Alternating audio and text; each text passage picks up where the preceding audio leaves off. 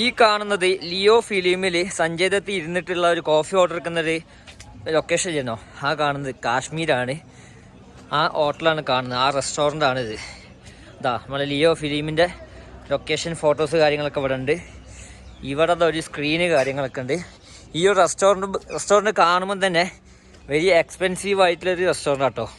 ആ സെറ്റപ്പും കാര്യങ്ങളാണ്. ആ റെസ്റ്റോറൻറ്റിൻ്റെ ബാക്ക് ഭാഗം കാണിച്ചത് നിങ്ങൾക്ക്. സഞ്ജയ് ദത്ത് ഇരുന്നൊരു ഭാഗം ഉണ്ടല്ലോ, അപ്പം കാണിച്ചതാ. ഇതാണ് ആ ലൊക്കേഷൻ.